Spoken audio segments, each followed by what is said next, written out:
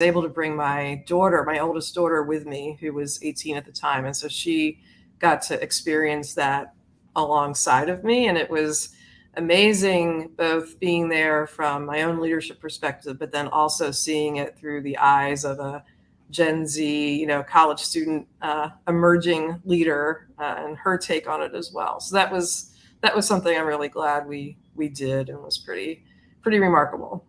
That's cool. Any maybe one shining moment that sticks out you feel comfortable sharing about the trip? Yes, I think while we were there, we had the opportunity to meet both Billie Jean King and Gloria Steinem. Wow.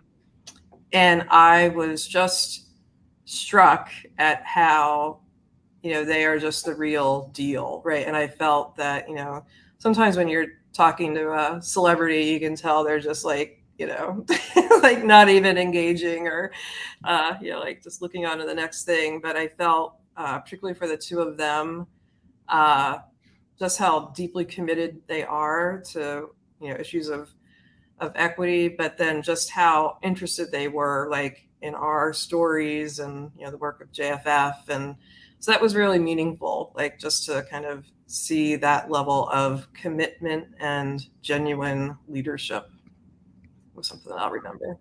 It's so great when you think somebody's a good person, whether they're a celebrity or not. You never met them. You just like see them from afar. You're like, man, they seem awesome. Then you meet them, and they're like, oh, you really are a great person. And that makes it even better. Like it's like more hope for humanity. Exactly. Right? Exactly. And even better, it was Billie Jean King. That's right. Well, cool. Thanks for sharing. So as we get more into like jobs for the future, right? Like one fun title, incredible organization, very large. You all got a lot going on, so I'm not going to try to give the audience my interpretation of what you guys do, but would love to kind of pass it to you, Marie, and give us the 60 or 90-second overview of jobs for the future. Sure. So we are a nonprofit organization that was founded 40 years ago. So we are celebrating our 40th anniversary this year.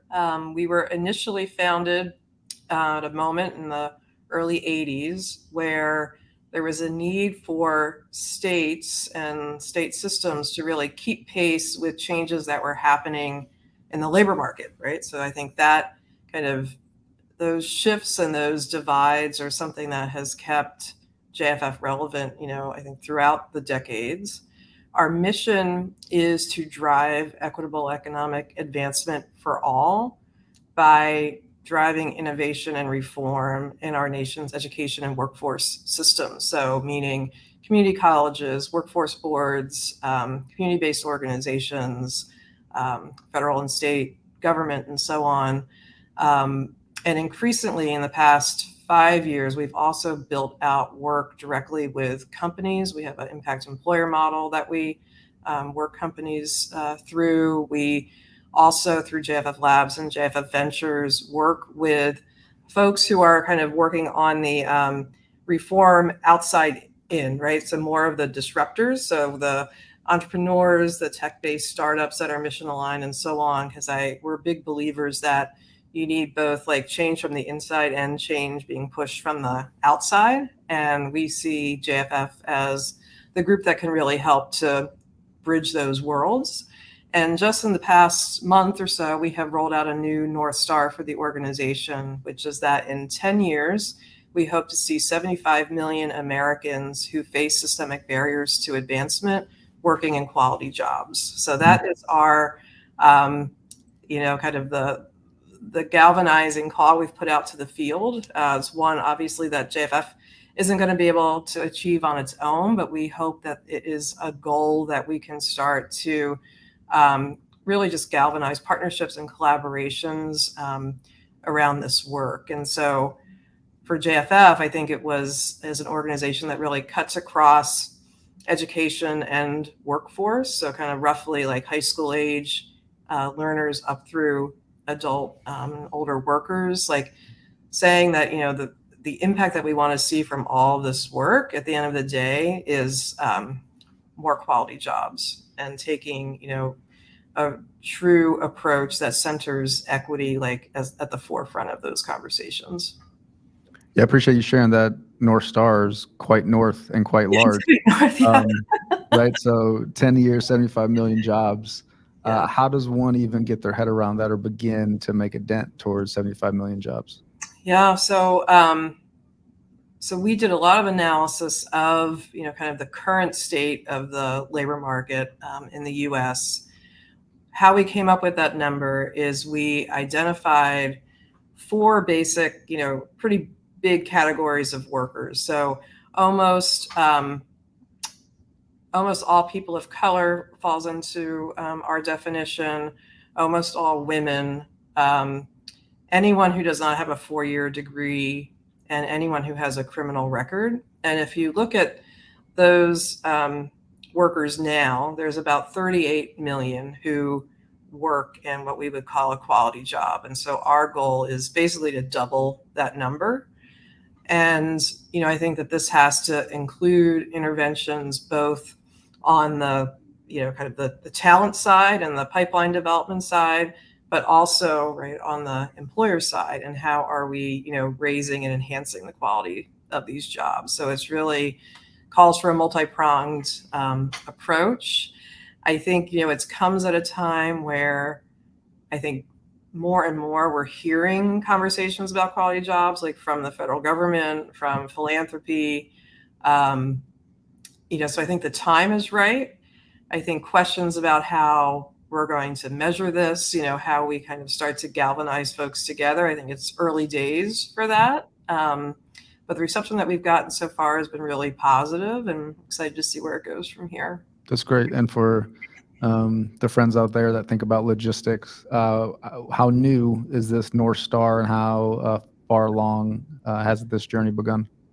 So it is very new. So we Okay. had our big annual conference last month. It's called Horizons. Mhm. So we were in New Orleans in mid-June, and that's where we rolled it out. So we're just a month in. We're a Yep. month in. So early innings for sure. Yeah. That's great. Batting practice still, maybe. So yeah. Be exciting to track and More yeah, information. and support and root you guys on along the way.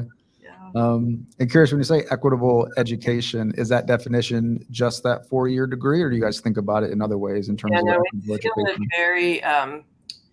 very broadly. So we're doing a Okay. lot of work now, both around skills-based hiring, for Mhm. example. So helping companies really implement skills-based hiring and skills-based advancement in thoughtful ways.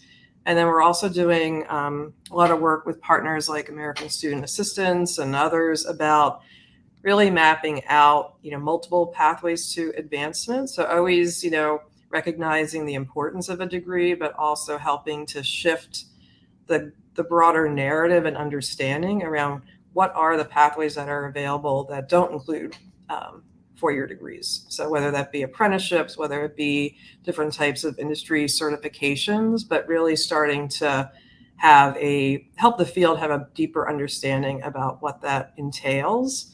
And I think most importantly, how you start to get that information in the hands of learners and their families. That's great.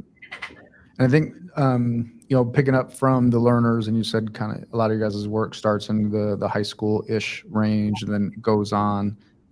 I was many moons ago a high school teacher, and when I thought about workforce development outside the classroom before I got into it, felt kind of like this amorphous kind of thing that was out there that was a bit different.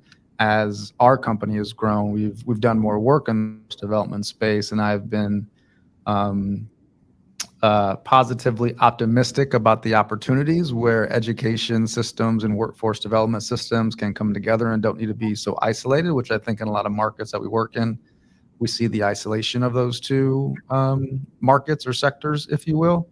And I think part of what you guys do is bring them together, conjoining them, and then supporting the programs that cut across those. So one, I think, tell me if I'm wrong, but then two, tell us about like the opportunities you all see connecting and aligning education systems and workforce development systems. Yeah, I think you're absolutely right. I think that the fields of education and workforce have really started to coalesce and almost merge together in ways that 10, 15 years ago, I don't think we would have seen coming. So I think it's a good thing for the record. Like, I think that it's, to me, like we should be thinking about these issues in like very coherent and strategic ways in general, like including at the federal policy level, which to me doesn't really happen right now. So I think that finding ways to make these connections happen, like within a community, at the state policy level, are really key. And so some of the things that we work on are, how can you establish more work-based learning opportunities for young people in high school? Like, how do you scale that work? To what extent are there opportunities to do that through like technology-enabled platforms and solutions? How can you look at jobs that young people have, kind of outside of the school environment, and how do you help them, kind of get the recognition and so forth, like for those experiences as well? And how do you help kind of like build that into their portfolio? And then I think just the whole idea of pathways for advancement, right? Between what happens in high school, what happens like within a community colleges or other types of learning environments, how you make those connections to employers. And then I think importantly, how can you build a real comprehensive feedback loop between the employer and the educational providers? Because I think a lot of times that still doesn't happen. So how do the schools or the providers know that they're equipping the students with the skills that employers are looking for? So I think there's been great progress in that direction, but I still think that there's work to be done to make it a more agile and efficient system. And and I think the big question continues to be, how do you do that at scale? So my hope is a lot of the federal money that's running out of the Department of Commerce right now, the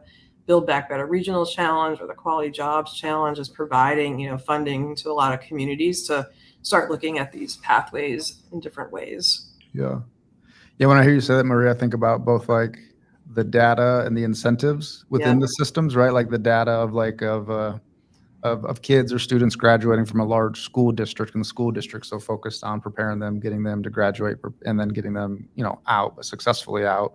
But then tracking or having the incentive to track the data about what happens once they kind of get outside their four walls of their district. Some could argue is mission creep. Some could argue would be good, but I think the incentive and just like the capital it would take to create that data flow, I'm not sure something that's kind of been figured out yet across the country. No, I would agree. I think there's been initiatives that have tried to make progress there, but I think it's still very daunting. One of my best friends has been a guidance counselor in the New York City public schools her whole career, and they still like the lack of ability that they have to really know what happens to these students is extremely limited. So I think it's how you kind of start to break down these like systemic barriers. It's like things like that, like data aligned incentives, how the money flows and who kind of governs the flow of money, like all of these very tangible and specific things that make so much difference and can create so many barriers. So I think there's still a lot of work that can be done and ways for us to reimagine what these systems look like, and how can we rebuild the systems in ways that put learners and workers more at the center of those systems. Yeah, to build off that example, I don't want to put any school districts on the spot here, right? But the if and when 1, 2, 3, 5 school districts kind of step up to do it, they're going to be a bit vulnerable because they're going to be exposing themselves to data that nobody's really ever tracked before, right? But I think hopefully it takes some of that innovative leadership of a leader or school board of a district to agree to do that and open it up in a way that long term will hopefully be good for the kids in their community and those across the country as well. Yeah, I would agree. And I think that ideally there would be a way to pilot or demo some of this that can show like the ROI on the back end, right? Mm-hmm. So if you have the data systems that connect and provide the information that, that we're looking for, if you could show over time that is like generating a more productive workforce, or that it's helping to grow, the like earning power of that community or something like, but I think you could do really interesting things over the course of a couple of years if you had the right connection points. Sounds like you just added a new project for somebody on your team to tackle. So, not only do you and the team do so much incredible work in this education and workforce space, but you yourself, put out a lot of thought pieces. And I think one that recently came across from Forbes was, in the title being, "To support women in the workforce, stop focusing on women." So certainly an attention-grabbing headline, but of course the content is really strong, and we'll link it in the head notes or in the footnotes for our friends.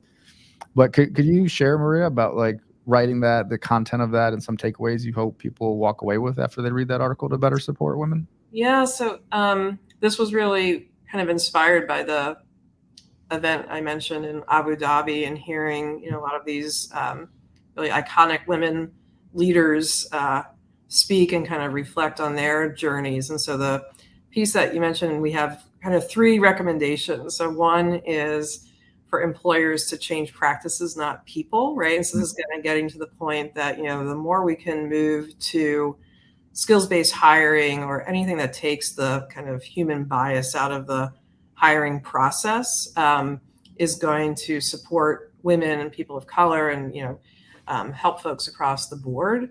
And I think counter to right now, where I know I was told this earlier in my career, like someone says, like, you need to be more like me. And I remember when someone said that to me, it was like, no thanks. Like, Pass, hard right? pass. Yeah. So, how can we look at making systems for hiring, systems for career advancement more equitable across the board?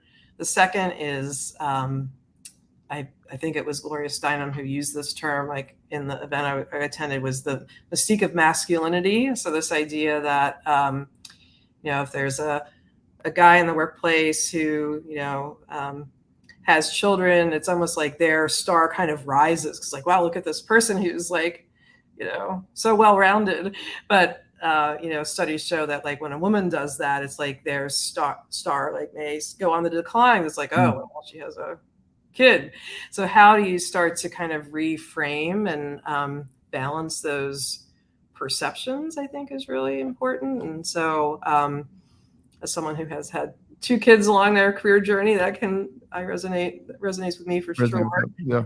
And then the third is just around the childcare crisis, right? Which I think, probably COVID underscored in new ways, but just how unaffordable childcare is, and how, as a nation, can we be rethinking approaches to that issue. Yeah, those 3 takeaways are really good, and don't want to paraphrase this incorrectly, but almost those 3 feel like making moves or edits on the entire system to create more equitable opportunities inside those systems for women and other that you mentioned. Is that right? Yep, exactly. Yep. We'll definitely currently encourage people to check that out, but we will link it in the show notes so they get access to that. And again, kind of staying on this trend on thought leadership and lifting up innovation, you guys recently, 2 weeks ago or so, June 29th, talked about AI, right? Upscaling for AI, insights for workforce and education. I was just at a conference in Cherokee, North Carolina, and attended a session around AI and education as well. So when I saw this really kind of made me perk up a little bit. So curious if you can give the listening audience some snapshots, Maria, of some takeaways from that panel.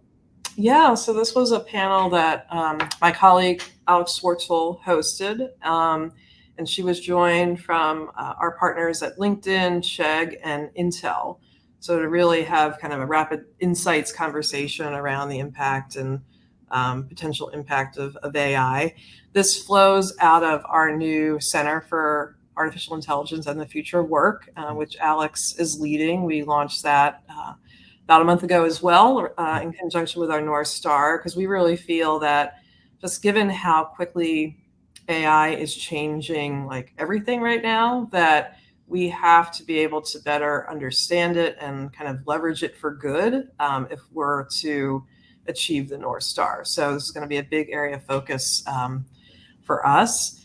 And I think a lot of the discussion in that event was around how do we center equity in these conversations. And I know one of the data points they talked about was a new study from a group called Revelio that found that of the 10 million people that are employed in the 15 most exposed like AI jobs, that's over 70% of them are women and 33% of them are people of color. So like Wow. kind of like really making sure that we step back and keep equity at the front of the conversation and how we're thinking about the potential impacts on workers and how we can kind of get ahead of that, what changes have to happen. This week I was at a Reuters event where this was the main topic of the whole event, and it's fascinating to hear how companies are thinking about deploying AI, training their workers in AI. One corporate leader from PepsiCo was talking about how they have an academy that's actually training like their whole workforce in basic AI concepts. So really, I think this is something that's going to move fast, but I think it's another example of something where we're still, in batting practice. So lots of changes to come. I would point out today, we also released the results of a survey that we did in partnership with Morning Consult. That was a survey that was conducted in early June of over 2,000 workers. And give an example of a couple of the findings. One was that about 1 in 10 of those workers feel that they're experiencing or engaging with AI in their job now. But over 50% say that they know they're going to have to get some retraining or upskilling in the next 5 years because of AI. And the percentage went up for the younger generations.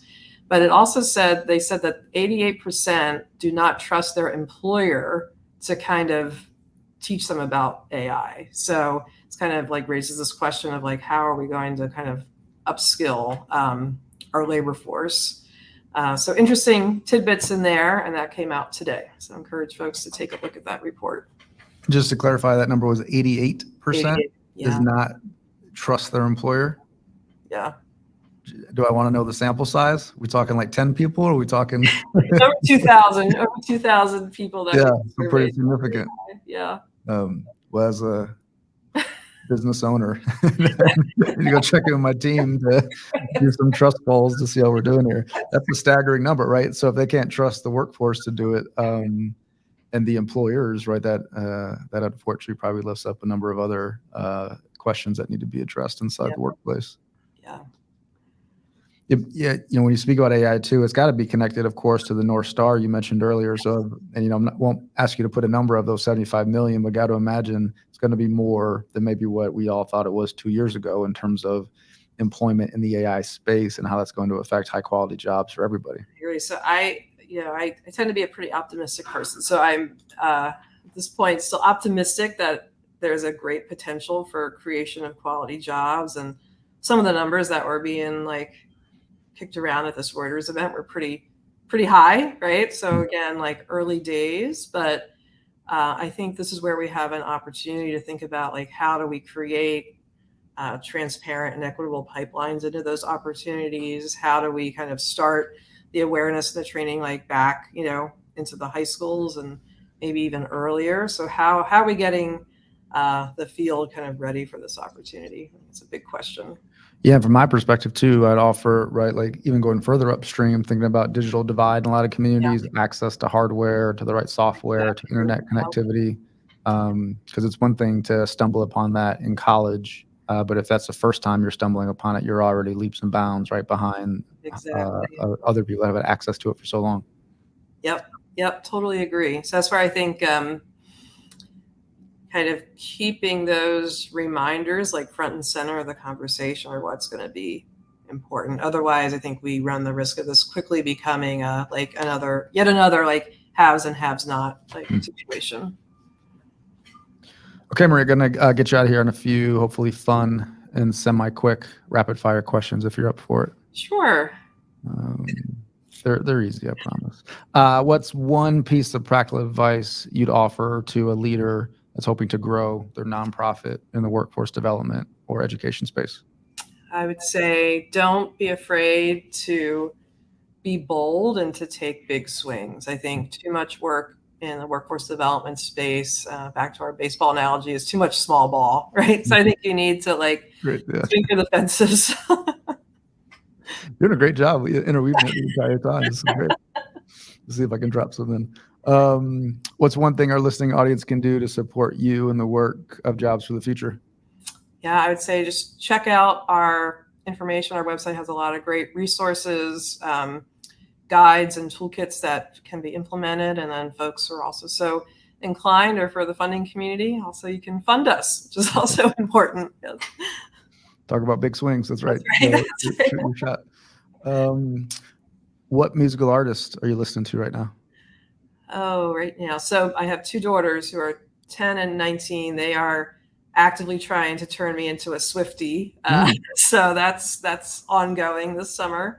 But me personally, I like a lot of like the singer-songwriter like folks across the generation. So everything back to like, Jackson Brown to like current day, like I love Dawes and that whole genre. So, but diverse. really, yeah, pretty diverse. What is your current kind of journey of becoming a Swiftie? Like, where are you on the scale of? So I would say I'm still a newbie. So my daughter and her friend are putting a tailor-made Taylor Swift playlist together for me of Taylor Swift songs they think I'm particularly going to appreciate. So we'll see. And are you going to a show with them, or have you had a chance to? I have not. So I think that's probably on the list. So you learn a lot about people in your friend groups when Taylor Swift and Beyonce go on tour. Some true colors really comes out, and priorities around their budgets come out pretty quickly too. That's right.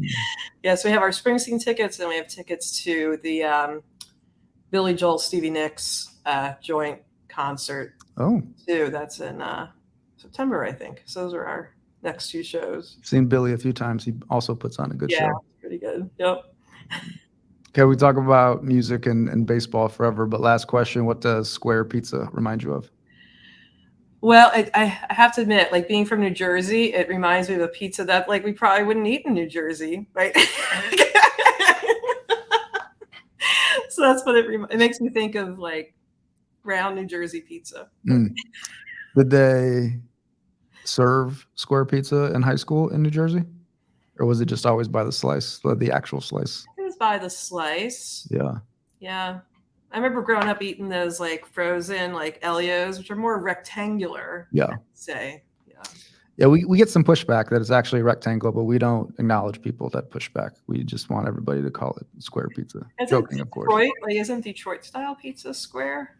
I think technically square. I think, like I said, I went to public school, so I'm not very smart, respectfully. But in our high school, we just always called it Square Pizza, even though it probably was a rectangle. And it certainly looks more like a rectangle, but for whatever reason, it was always branded as Square Pizza.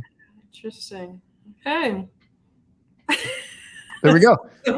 Maria Flynn, thanks so much for joining the Square Pizza podcast. Love the work you guys are doing. We're rooting you on from afar and hope to connect again soon. All right. Thanks for having me, Greg. Good to see you.